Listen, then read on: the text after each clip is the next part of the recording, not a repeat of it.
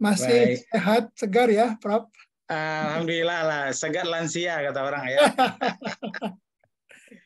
Oke, beliau malam hari ini membawakan topik transformasi kesehatan untuk kepentingan kesehatan masyarakat dan hubungan dengan kesehatan sudah disahkan DPR. Silakan, Dr. Ya, Basti. baik, terima kasih Dr. Sudani. Suara saya cukup jelas ya. Sangat jelas.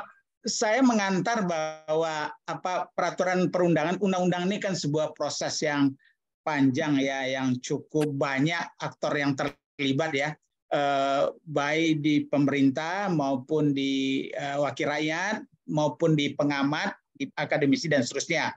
Dan kita sudah menjalani proses dengan segala kelebihan dan kelemahannya, dan hasilnya menurut kita masih belum sebaik yang kita harapkan.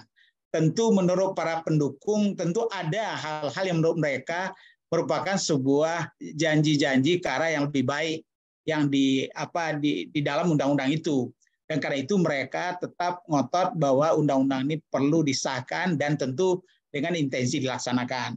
Sementara pihak-pihak yang melihat dari sudut pandang lain atau dengan penuh kehati-hatian, melihat bahwa ada hal-hal yang sangat krusial yang nampaknya masih perlu dibahas lebih dalam, apakah itu membantu pemerintah, terutama presiden di dalam menyikapi undang-undang yang sudah lewat dari DPR ini, apakah itu akan menjadi wacana untuk judicial review, dan juga berbagai argumen yang makin jernih itu tentu memudahkan para hakim MK dan masyarakat banyak yang mengamati nanti setiap langkah di MK untuk melihat benarkah hal-hal yang dianggap oleh para pakar, oleh masyarakat, oleh para dalam dua tanda kutip yang belum puas dengan undang-undang ini, betulkah ini menjadi pertimbangan di dalam proses yang ada di MK dan hasilnya nanti.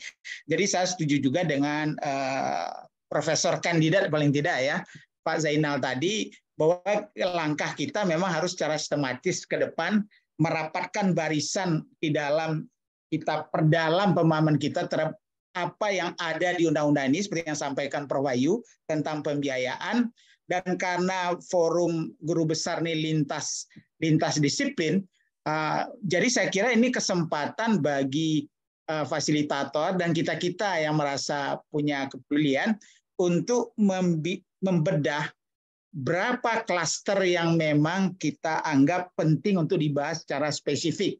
Dan kemudian apa saja yang sudah ada, apa dulu yang dalam daftar inventarisasi masalahnya, dan apa pasal-pasal dalam klaster itu di undang-undang yang lama, yang baik undang-undang kesehatan maupun yang lain yang di Omnibus Law kan dianggap perlu diatur baru dengan undang-undang kesehatan baru ini. Nah, kemudian tentu dari argumen itu, ya kita kayak membuat daftar inventarisasi masalah lagi, tapi tentu dengan argumen-argumen yang lebih konkret, yang faktual ya, dan dibantu oleh berbagai disiplin ilmu, sehingga nanti clustering yang disarankan oleh Prof. Kandidat Zainal tadi, saya kira itu membantu kita di dalam menyajikan kepada masyarakat bahwa ini bukan perjuangan tadi ada istilahnya antara organisasi profesi dengan Kemenkes atau antara dokter ingin mengamankan kenikmatan dia dalam bekerja dan seterusnya. Ini adalah tanggung jawab bersama kita sebagai komponen bangsa untuk menyampaikan kehati-hatian kita dalam setiap rencana undang-undang, apalagi kalau undang-undang sudah dijalankan yang dengan tadi 96 lebih ya PP yang harus dibuat dan puluhan mungkin juga peraturan di bawahnya mulai dari peraturan presiden dan itu terakhir nanti adalah Permenkes ya. Jadi memang ini hal yang sangat panjang yang kalaupun dimanapun nanti fasenya di hal-hal yang krusial tadi, menurut saya pendampingan itu perlu dilakukan dan ini memerlukan kelompok-kelompok kerja yang siap menjadi quick response unit lah terhadap isu-isu ini. Kalau ditanya oleh oleh jajaran yang membahasnya di MK atau menjadi saksi dan segalanya, itu sudah siap dokumen-dokumen itu kita lakukan. Jadi saran saya itu pertama. Saya diminta untuk menyampaikan beberapa hal. Pertama, saat ini sedang ada pembahasan mendalam di Bappenas tentang rencana pembangunan jangka panjang nasional. yang nanti akan menjadi pembangunan jangka panjang nasional ya.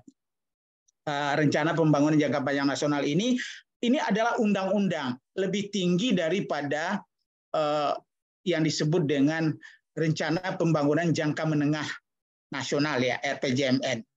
Karena RPJP ini akan jadi undang-undang, dan di sini yang perlu saya sampaikan adalah yang bagian hijau ini. Bahwa pada akhirnya apapun yang akan kita capai pada waktu Indonesia Emas yang diharapkan didapat tahun 2045 itu oleh draft dari RPJP yang sudah dibagikan pada khalayak, dan kami dari Forum Rektor ikut memberikan masukan, adalah pertama yang saya lihat, kita tetap melihat bahwa kesejahteraan umum ini adalah misi abadi bernegara ya. Jadi ada kata misi abadi bernegara yang tidak bisa ditawar. Nah, kemudian dalam tujuan pembangunan Indonesia Emas RPJP 2025-2045 nanti itu ada beberapa transformasi ya. Tapi dari 3 transformasi yang agak relevan yang kita, walaupun dia juga saling berkaitan, adalah transformasi sosial ya. Di mana di sini disebut bahwa semua warga bangsa kita itu berhak mendapatkan kesehatan untuk semua. Ini juga bahasa dunia sejak dari Alma-Ata kira-kira 50 tahun yang lalu ya. Kemudian pendidikan yang berkualitas tapi juga merata ya, dan kemudian tentu berbagai kebutuhan sosial yang dibutuhkan. Nah, di sini saya melihat bahwa dalam Pancasila keadilan sosial untuk seluruh warga rakyat Indonesia menjadi bagian penting untuk mencari benarkah nanti janji-janji kemerdekaan, janji-janji filosofi negara, dan berbagai di Undang-Undang Dasar juga sangat jelas ditekankan apa yang diminta oleh RPJP ini, benarkah Undang-Undang Kesehatan mampu menjaganya atau menjaminnya dan merealisasikannya. Nah, karena itu saya memulai dengan apa sekarang yang dibahas untuk melihat kemajuan sebuah bangsa. Dulu kita memakai indeks pembangunan manusia ya. Tapi sejak tahun 2018 di dalam sebuah konferensi yang tuan rumahnya Indonesia, waktu itu ada 18.000 lebih ya tokoh-tokoh dunia, semua menteri keuangan, semua gubernur BI ya dari seluruh dunia, dan semua tokoh-tokoh itu berkumpul di Bali, dan Bank Dunia memperkenalkan yang disebut dengan Human Capital Index HCI. Karena menurut dia IPM itu kurang tepat, karena IPM memasukkan pendapatan sebagai salah satu indikatornya, walaupun pendidikan dan kesehatan itu ada di dalam. Tetapi mereka merubah bahwa pendapatan itu adalah hasil akhir nanti, kalau kesehatannya baik, pendidikannya baik. Nah, karena itu di dalam indikator Human Capital Index ini, yang pertama yang dijaga di semua negara di dunia sebagai hak asasi manusia untuk hidup ya. Jadi bertahan hidup. Jadi di sini didefinisikan berapa banyak anak-anak yang lahir bertahan sampai umur 5 tahun.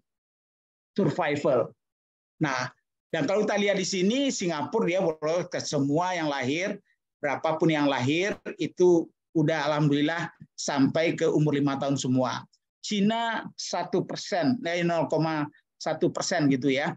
Kemudian Jepang ya, itu sempurna.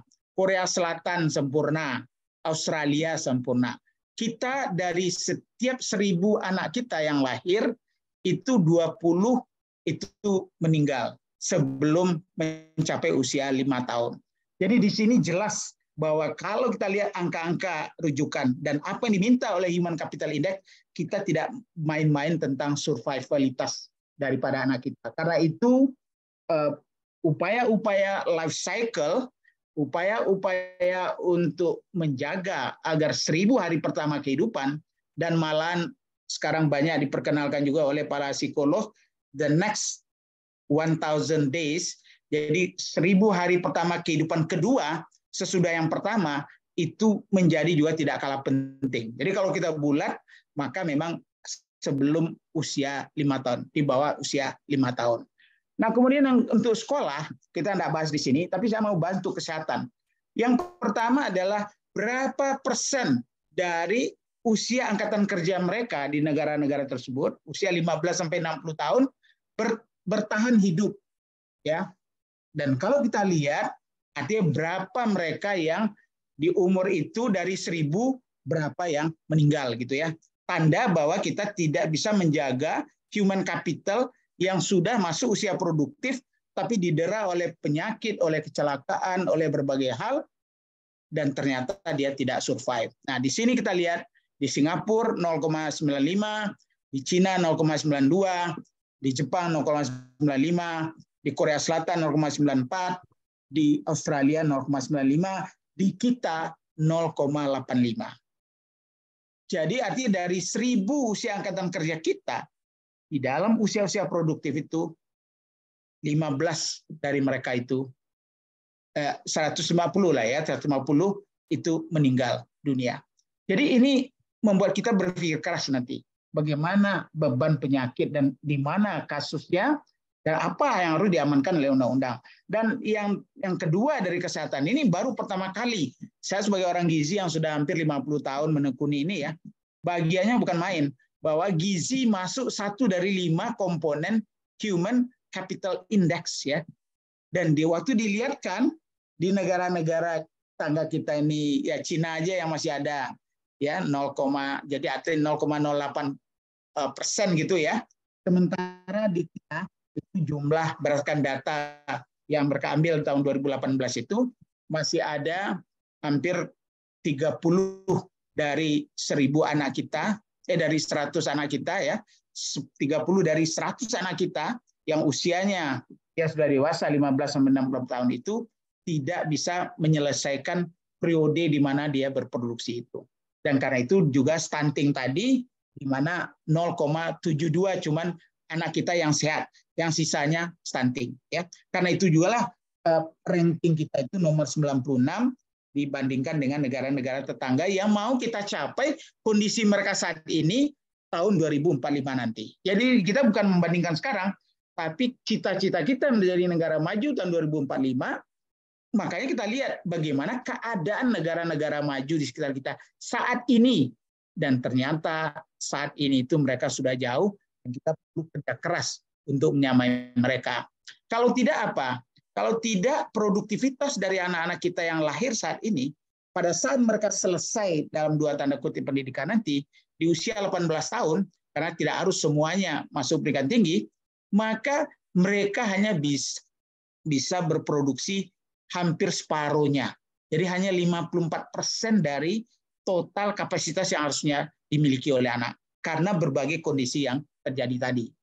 Nah, karena itu ini adalah bentuk ketidakadilan di dunia, dan kalau kita lihat ketidakadilan di dalam negeri kita sendiri, antar provinsi, di dalam negara Republik Indonesia yang negara kesatuan ini, antar kabupaten kota, di dalam provinsi ya, dan mungkin kalau kita zoom dalam kabupaten atau kota tertentu, antar kecamatan, dan pada akhirnya antar desa dan kelurahan.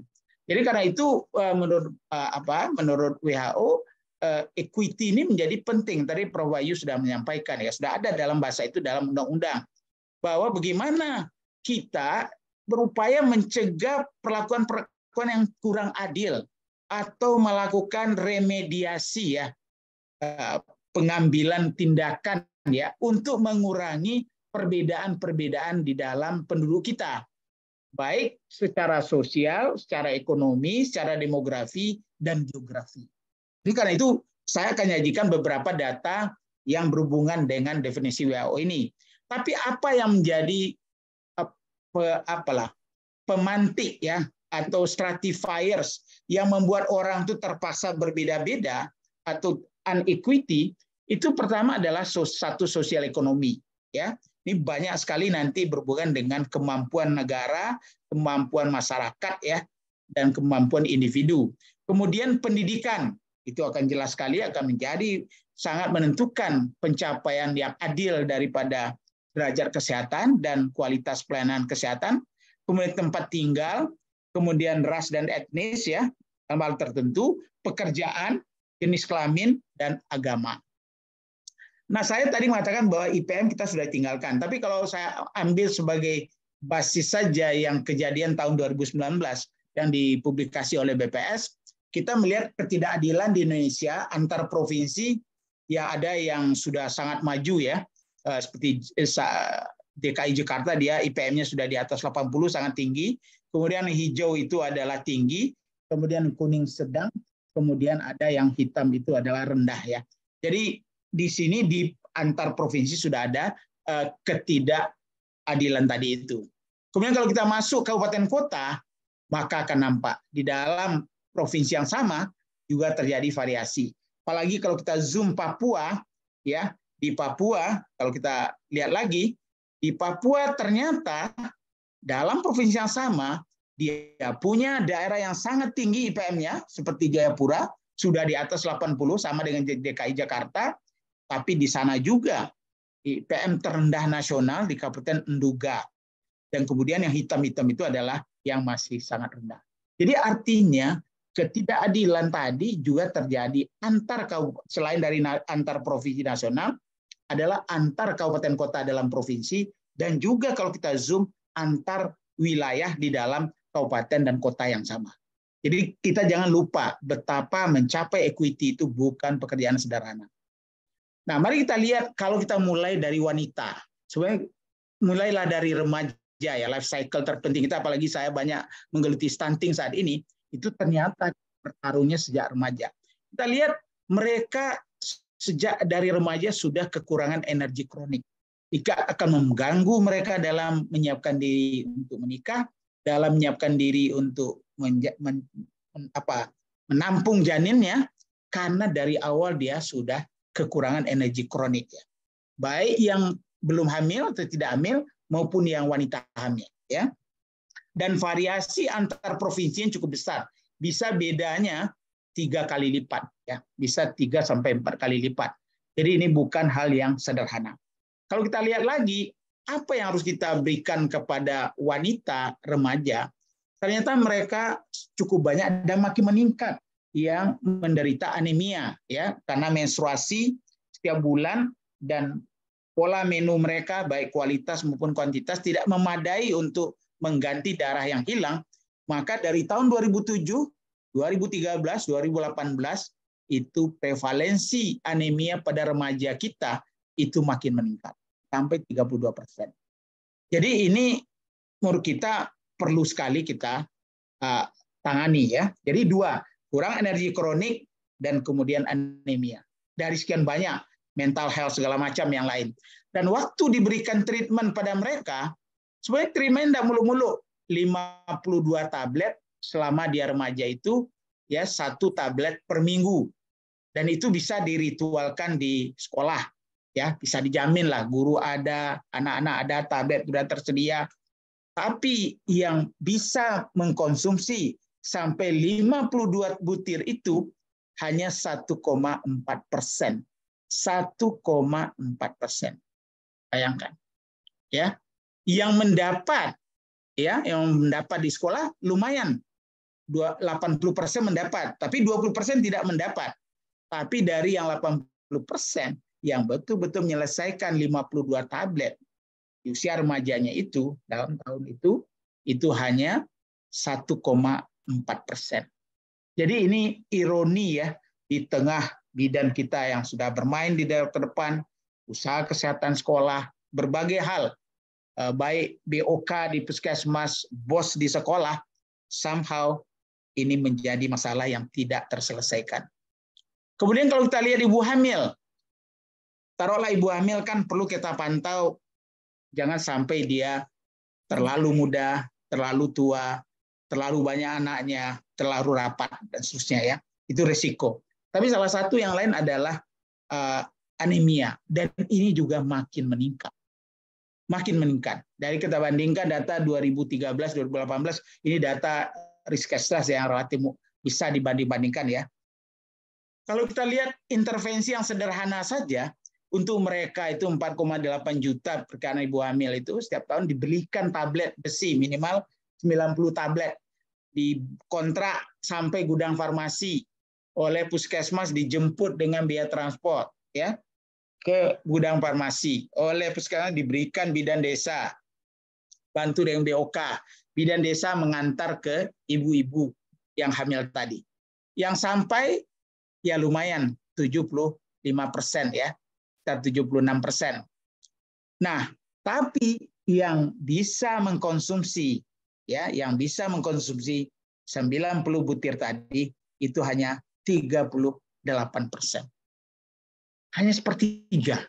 Padahal dananya ada, programnya ada, delivery-nya jelas, ada mediasi, ada kelembagaan, ada OSDM di bidan yang terdepan, walaupun tidak semua desa pakai bidan, tapi paling tidak klaster desa bisa dijamin oleh bidan, dan jumlah persalinan per desa itu juga bukan angka-angka yang banyak-banyak benar. Nah, saya belum bertemu hanya ada yang 6, ada yang 10, ada yang 15, jarang yang sebuah desa itu yang lebih dari 30, kecuali kalau penduduknya lebih dari 10.000 gitu ya. Nah, jadi artinya program yang lama, dana yang ada, ketenagaan yang makin lengkap, biaya-biaya operasional yang makin banyak, ternyata tidak bisa menjangkau yang kita targetkan ini.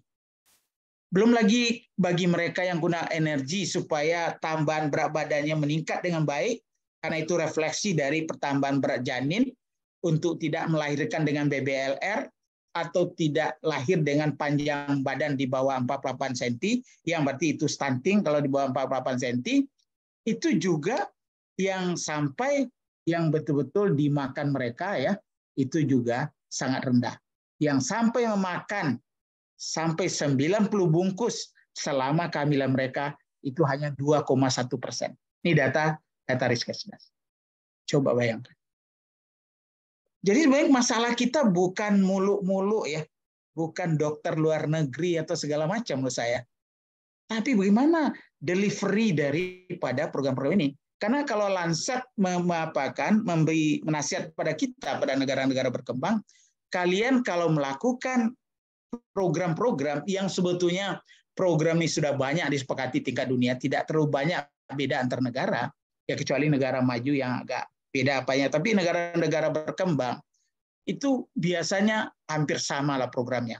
Dan Lancet minta cakupan harus 90% lebih cakupannya, dan juga compliance dari orang yang ditargetkan juga minimal 90%.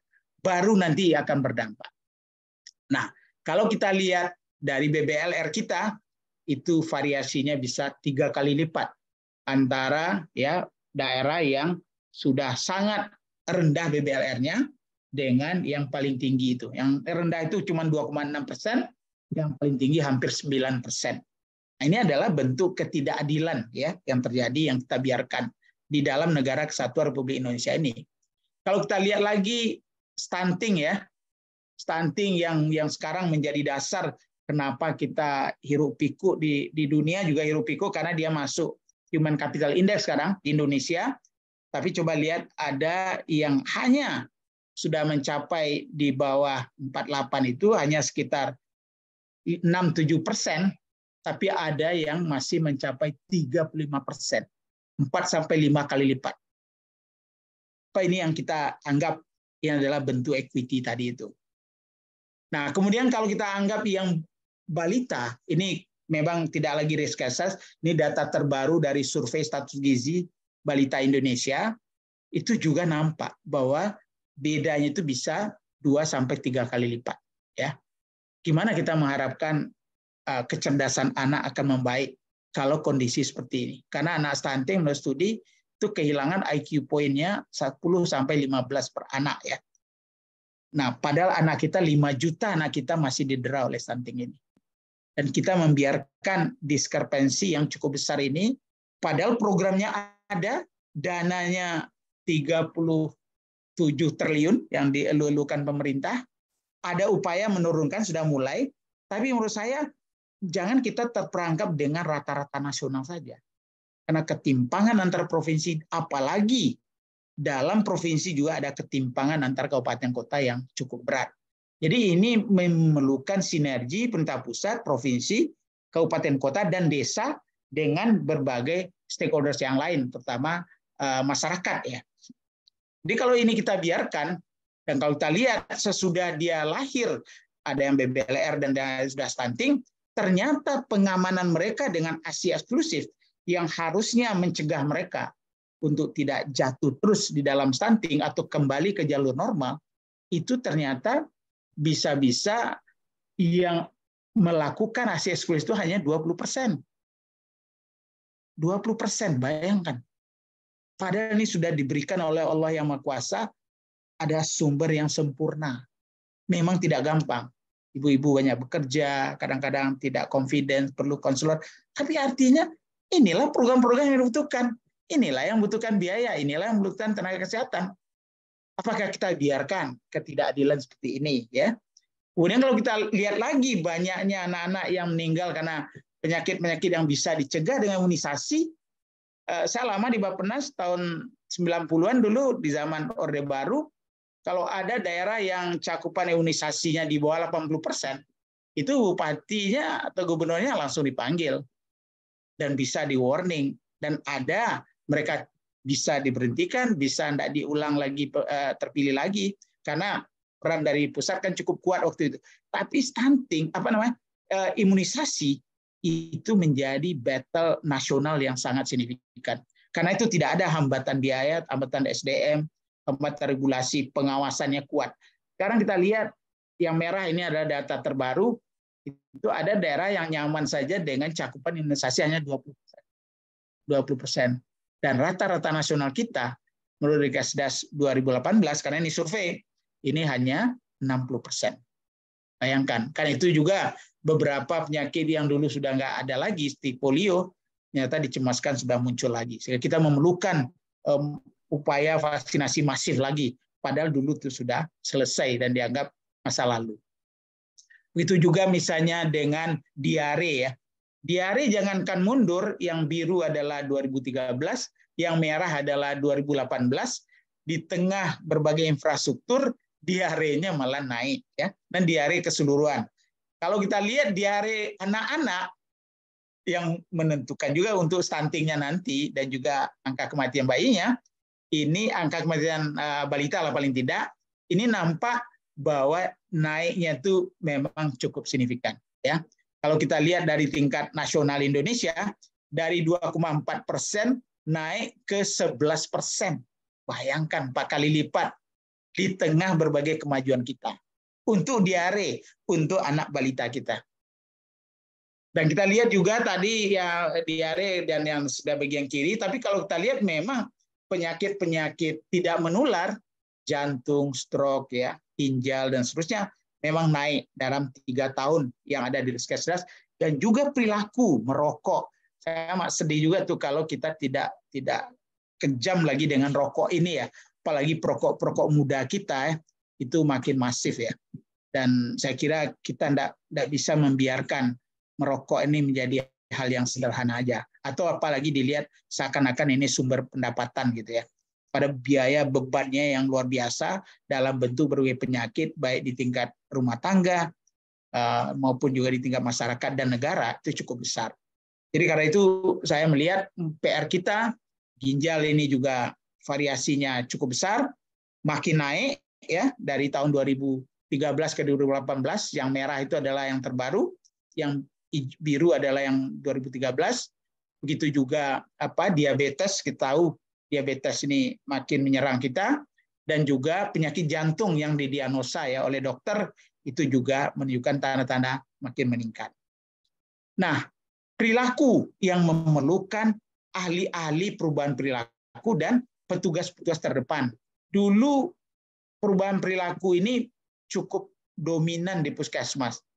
Saya waktu dengan jadi konsultan UNICEF di tahun 80-an, itu benar-benar perubahan perilaku mulai dari posyandu, orang tua, keluarga, melibatkan tokoh itu menjadi sangat vital.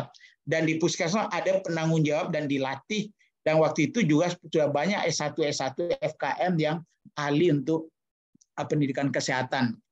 Nah, sekarang kita lihat bagaimana cara yang sederhana aja, cuci tangan saja ya.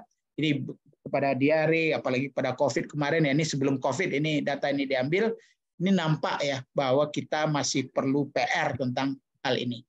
Buang air besar ya di jamban. kita udah klaim bahwa kenaikan dari akses terhadap sanitasi, karena PU maupun juga kesehatan ya dan daerah membangun berbagai jutaan, mungkin ratusan ribu lah jamban ya.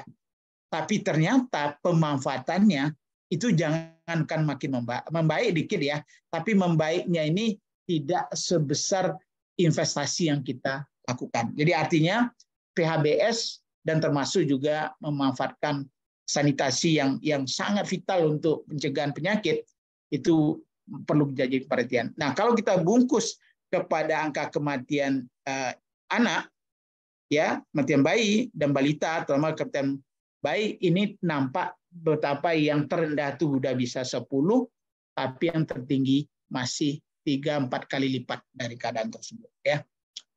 Nah, apalagi kalau ibu melahirkan ya, ini kan dulu kita sangat malu dengan 390 ya per 100.000 kelahiran hidup.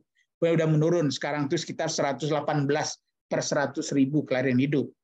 Tapi kalau kita lihat di Singapura hanya 3 ibunya yang meninggal dari 100.000 persalinan. Di Malaysia 18.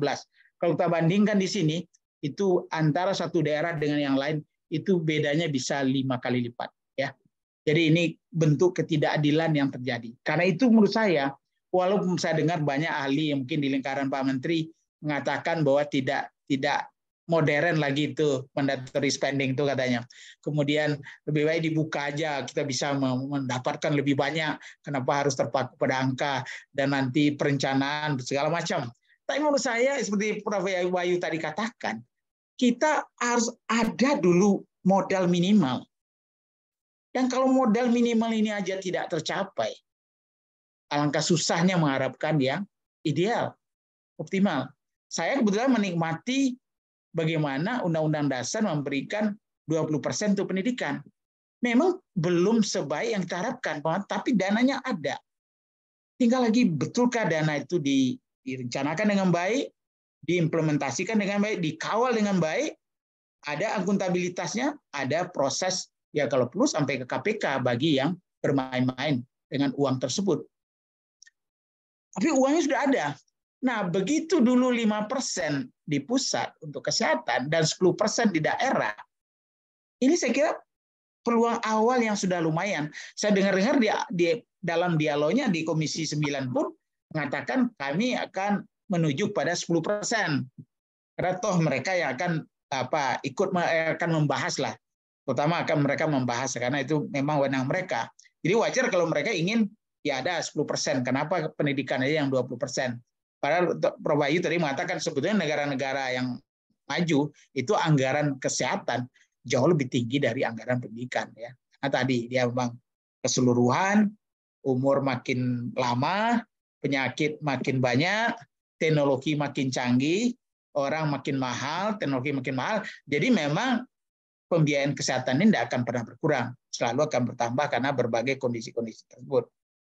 Jadi karena itu saya kembali mendorong apapun nanti bentuknya dalam turunan kalau nggak bisa di undang-undang ini, jangan dianggap enteng kewajiban untuk menyediakan dana ini. Ya tentu beberapa pihak tentu senang ya kalau nggak ada 5% ini yang harus diirmak dulu, kan uang itu bisa digunakan tuh macam-macam. Tapi pendidikan alhamdulillah karena adanya mandatory spending itu apapun yang terjadi 20% itu disisakan dulu. Baru yang lain-lain direncanakan. Nah, sayang kalau kesehatan yang sudah menikmati dulu 5% di pusat, 10% di daerah, terlepas dari penguatan perencanaan dan transparansi proses, akuntabilitas, implementasi dan seterusnya, tapi itu jauh lebih mudah untuk mendorongnya ketimbang mencari-cari dari mana dari dana, berebut-rebutnya berbagai sektor, berebut-rebutnya dapil di komisi ya dan anggota DPR yang tadi kalau tidak ada mandatorinya ya bisa diambil ya kan, dan itu ada menjadi pertarungan politik. Padahal kalau ada mandatory spending ini sudah diirmak dan diamankan. Nah, terakhir saya mau menyampaikan sedikit mengenai isu pendidikan tenaga kesehatan terutama dokter dan spesialis ya. Sebetulnya kan di dalam transformasi Kementerian Kesehatan atau Pak Menteri lah, salah satu kan transformasi SDM kesehatan ya. Nah, dalam konteks ini sebetulnya kan dulu di awal itu dokter tuh hanya terbatas jumlahnya, lulusannya, karena jumlah fakultas dokter ini terbatas, ada UKM, PPD, dan berbagai hal. Intake-nya belum merata, wakil-wakil dari daerah-daerah yang memerlukan dokter selama ini kekurangan, kadang-kadang nggak bisa masuk ke fakultas dokteran, atau terlalu mahal, dan seterusnya. Tapi kalau saya mau melihatkan jumlah fakultas dokteran yang dibangun atau diberi izin itu lumayan ya.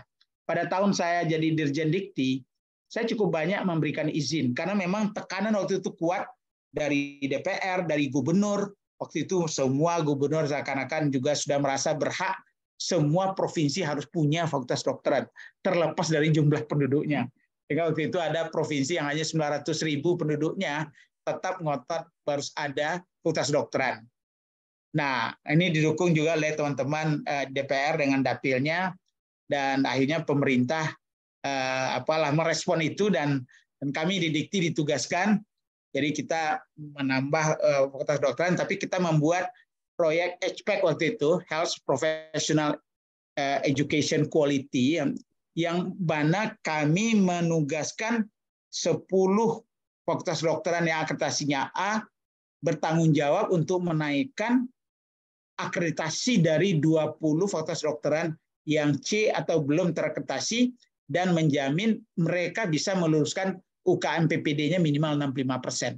Untuk masing-masing FK baru atau FK lama yang belum bermutu itu, kita beri $1 juta. Terserah mereka mau infrastruktur, mau SDM, terserah. Tapi di bawah pendampingan mentoring dari 10 fakultas kedokteran dengan kualifikasi A tadi.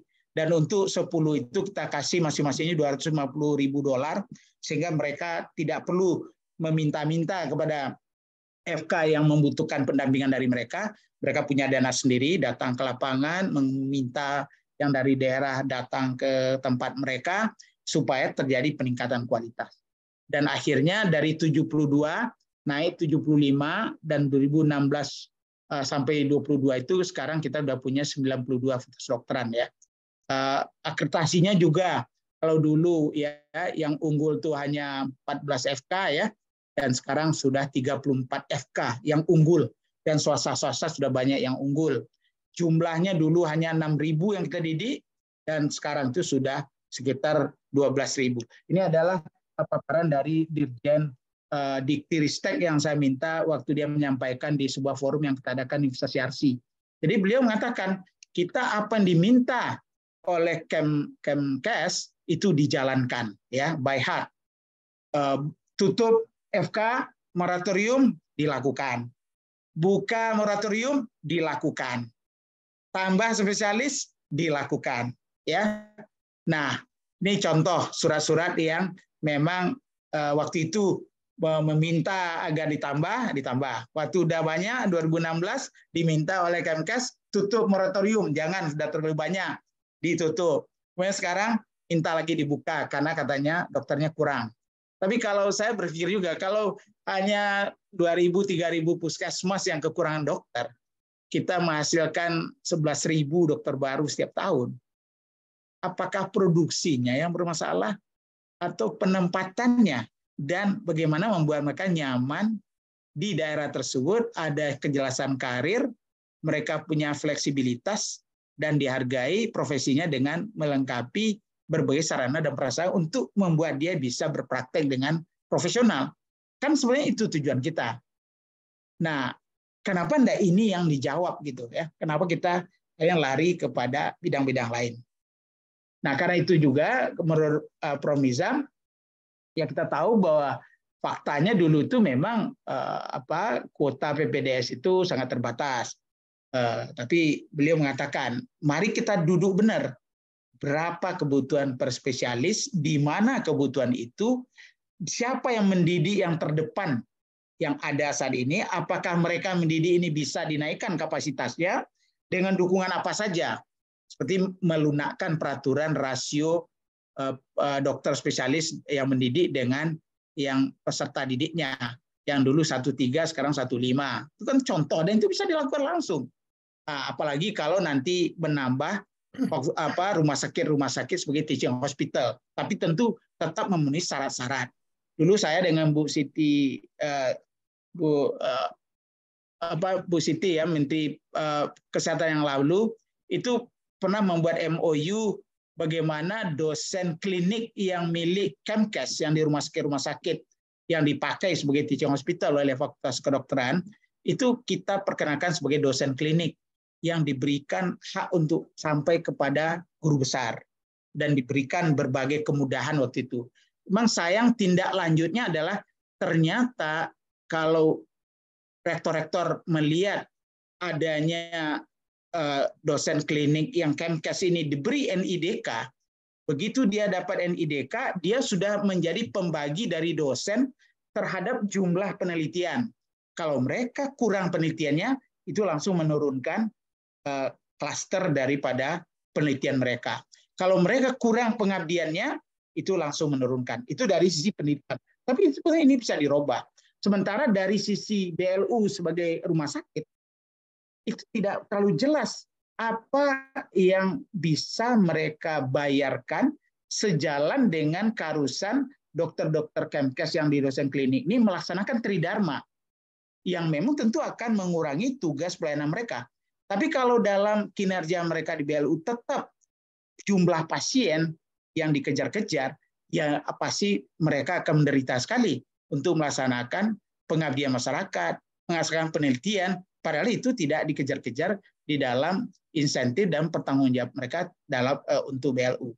Jadi inilah menurut saya yang hal-hal yang memang harus kita pikirkan. Mudah-mudahan apapun yang sudah ada dalam undang-undang ini, mari kita dengan kepala dingin melihat variabel-variabel ini, karena ini juga tidak ada menurut saya jangan sampai menstigma, mencari-cari bahwa ini adalah kalah dan menang. Tapi mari kita kembalikan, kita adalah orang-orang yang punya nurani, dan ini demi tadi, alangkah malunya kita kalau human capital index kita seperti itu, padahal kita bermimpi menjadi negara maju, menjadi Indonesia emas pada tahun 2045 nanti, yang sangat ditentukan oleh kesiapan sumber daya manusianya, terutama kesehatan yang berkualitas, pertama derajat kesehatan yang tinggi, dan pelayanan kesehatan yang berkualitas, yang merata, yang adil bagi seluruh warga bangsa.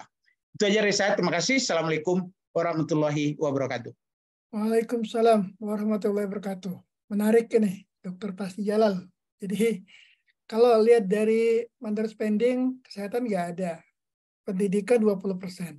Sedangkan kesehatan itu kan dari bayi sampai meninggal pasti butuhkan biaya untuk kesehatan. Nah, pertanyaan saya, biaya pendidikan 20%, kesehatan nggak ada. Tadi kan dari presentasi tadi kita udah jelasnya, banyak stunting, diare juga tinggi, imunisasi juga menurun. Ya kalau nanti manusianya, maaf nih, dari bayi 5 tahun sampai remaja, kesehatan menurun, percuma uang pendidikannya banyak, mereka nggak sanggup juga kan menempuh pendidikan tinggi kan? Gimana ini, Prof? Iya. Iya, itulah. Ya, saya nggak tahu ya. Saya dengar ini ada kubu-kubunya ya, yang mereka meyakinkan benar dalam beberapa. Saya dengar, tapi saya nggak sempat berdebat dengan mereka bahwa mereka sangat yakin, dan ada ahli internasional yang didatangkan juga yang menyampaikan juga bahwa sudah tepat itu bahwa tidak perlu ada mandatory spending, menurut dia. Tapi saya melihat tadi cara berpikir mereka, karena mungkin mereka akan bertumpu pada asuransi kesehatan di mana yang mampu membayar lebih banyak, cakupan asuransi itu makin ketat sehingga pemborosan ada kapitasi yang maksimal. Tapi itu kan cerita-cerita negara maju. Yang saya tonjolkan tadi ini kan orang yang kalau enggak ada yang membela, dia akan meninggal seperti itu aja dan sakit seperti itu aja. Mana itu janji kita kesejahteraan umum tadi itu? Mana janji kita terhadap keadilan sosial, terutama di bidang kesehatan bagi seluruh rakyat Indonesia? Dan itu ya you get what you pay. Kalau kamu tidak mau membayar, ya jangan diharapkan akan berubah begitu aja. Kecuali ada perubahan mindset yang luar biasa di para perencana dan termasuk Kementerian Keuangan dan DPR dengan fraksi-fraksi dan juga komisinya, mendadak kesehatan menjadi primadona, akan meningkat lebih dari 5% menjadi 15%. Kalau gitu saya akan bersyukur sekali. Tapi kalau melihat yang ada aja sudah tidak diamankan, apalagi yang tidak ada mandatory spending-nya. Menjadi makin dulu kan kami di pendidikan agak untung karena kalau undang-undang dasar tidak dilaksanakan oleh presiden, itu presiden diimpeach. Sayang kita di kesehatan memang tidak punya pasal ini di undang-undang dasar. Tapi di undang-undang menurut saya itulah bentuk bagaimana kita membela rakyat banyak ini.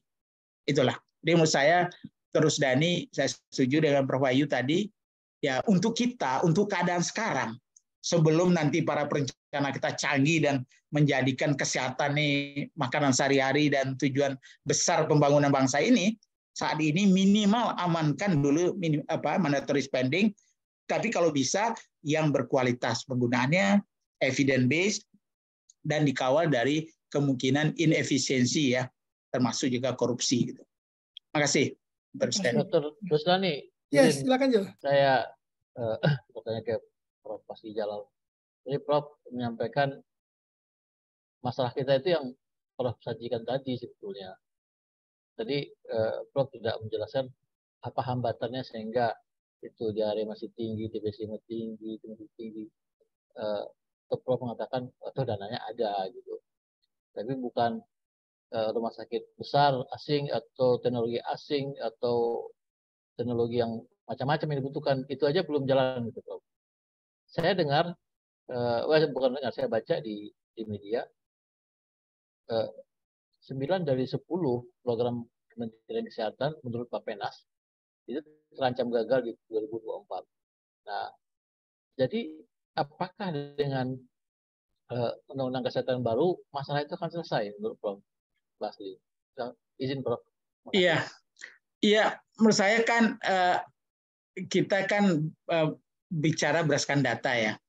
Terlepas dari kualitas data mungkin ada yang masih memperdebatkan, karena itu saya memakai agak hati-hati data-data yang memang survei base ya, bukan data-data laporan ya, laporan institusi. Jadi kalau kita lihat ini, oke lah, ada apa tadi Prof. Wahyu juga mengatakan di Amerika pun yang berbau rujukan itu juga 1/4 cuman dari primary health care gitu ya. Jadi di negara maju pelayanan kesehatan dasarnya itu primadona. Nah, hanya 1/4-nya yang diberikan kepada pelayanan rujukan. Oke lah, kita ingin memperbesar rujukan ini, rumah sakit, operasi jantung, dan sekarang itu kita setuju karena memang ada segmen yang memerlukan itu.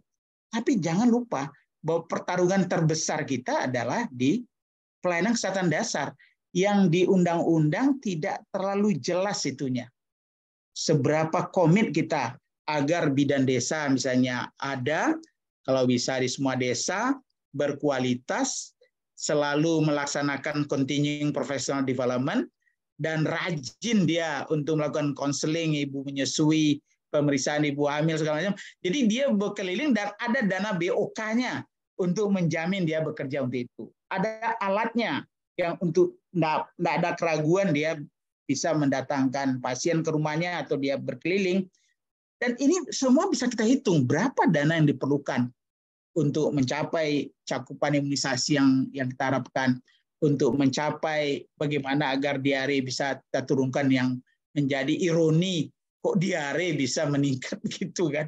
Jadi ironi itu. Jadi berarti apa sistem pelayanan kita yang dulu kita dirujuk dunia karena keberhasilan posyandu, primary health care kita yang dipakai sampai sekarang masih dipakai di Afrika, di kita kadang-kadang sudah seakan-akan masa lalu.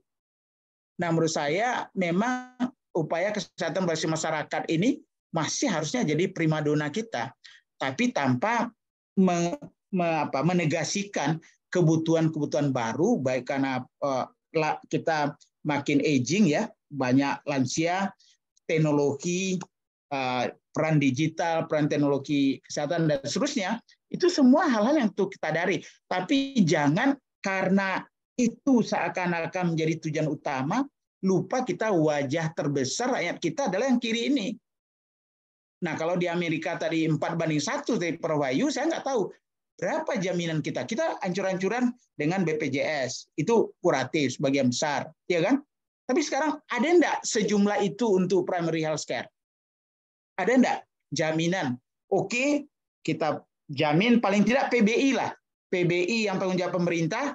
Kalau PBI 46 triliun, benarkah 46 triliun bertumpu kepada penguatan dari primary healthcare kita? Dan mudah-mudahan itu di luar gaji ya, di luar gaji. Nah, kalau ini bisa, mudah-mudahan tadi jumlah dokter yang berlimpah tadi bisa kita tempatkan dengan nyaman dan bermartabat di daerah-daerah yang kosong. Apalagi juga sekarang kan ada magang yang bisa disirkulasikan. Dan artinya saya melihat ini dengan segera bisa kita hitung berapa kebutuhan untuk memastikan puskesmas tadi dalam 6 bulan ke depan atau mulai tahun depan tidak ada lagi yang kosong. Tidak ada lagi yang kosong. Karena komitmen untuk menjamin primary healthcare dan dana kita sediakan. Dan menurut saya itu tidak terlalu mahal. Tidak terlalu mahal. Kecuali kalau kita ya mencari helah bahwa itu tidak perlulah dipikirkan benar misalnya ya. Ya dipikirkan dalam tulisan ada, dalam jargon ada, dalam salah satu transformasi kesehatan kan memang pelayanan kesehatan dasar. Tetapi kalau kita lihat kenyataan-kenyataan di lapangan, kenapa cakupan program-program utama itu tidak mencapai 90% lebih? Kenapa compliance-nya tidak mencapai 90% lebih? Itu kan berarti delivery, kualitas dari delivery dan pengawasan. Di sini ada SDM, ada kelembagaan, ada keterlibatan lintas sektor ya. Apalagi kita bermain di tengah masyarakat dengan segala variasinya. Tapi saya tetap optimis lah ya. Mudah-mudahan 2045 itu apa yang dicapai oleh Jepang, Korea Selatan segala macam itu dicapai mereka sekarang. Mudah-mudahan Indonesia harus bertekad bisa mencapai. Kalau tidak, mau kemana nanti daya saing anak-anak kita. Terima kasih.